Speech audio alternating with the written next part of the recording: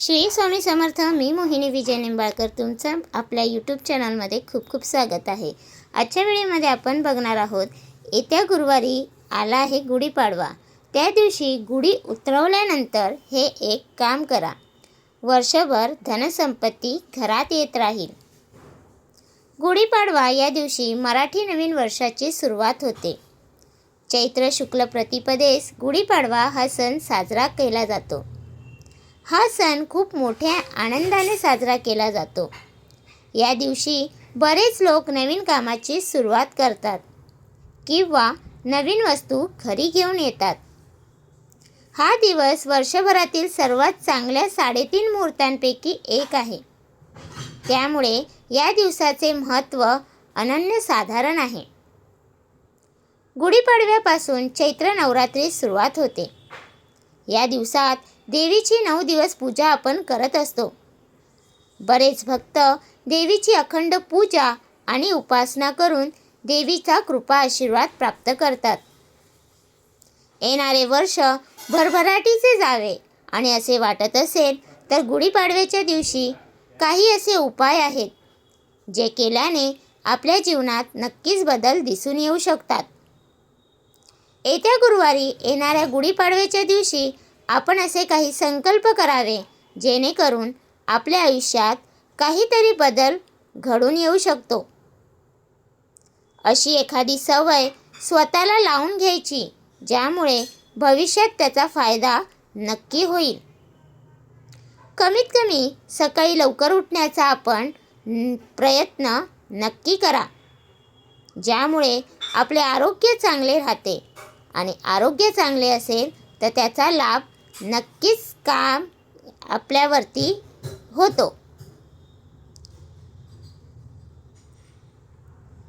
गुढीपाडव्याच्या दिवशी सकाळी लवकर उठून सकाळची नित्यकामे पूर्ण करून स्वच्छ आंघोळ करून तसेच स्वच्छ वस्त्र परिधान करून प्रथम देवाची पूजा करावी. त्यानंतर गुढी उभी करावी. यानंतर आपल्या कुलदेवताचे पूजन करावे. त्यांचा जप करावा, नामस्मरण करावे. कुलदेवतांच्या पूजन अगदी शुभ मानले जाते.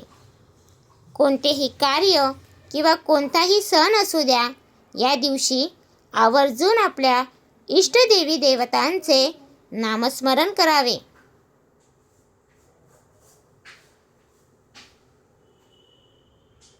गुढी उतरवताना कोणता उपाय करावा याबद्दल माहिती जाणून घेणार आहोत. सकाळी आपण गुढी उभी करताना काही वस्तू गुढीला बांधलेल्या असतात. त्यापैकी एक म्हणजे साखरेच्या गाठी. या गाठी कोणत्याही लहान मुलांच्या गळ्यात घालाव्यात आणि नंतर त्या गाठी प्रसाद म्हणून त्याचे सेवन करावे. त्यानंतर गुढीला आपण कडुलिंबाची पाने लावलेली असतात. ती पाने आपल्या घरातील तिजोरीत ठेवावीत. तसेच ज्या ठिकाणी आपण धनधान्य ठेवतो त्या ठिकाणी ही पाने ठेवावीत. यामुळे वर्षभर आपल्याला कोणत्याच गोष्टीची कमतरता पडत नाही.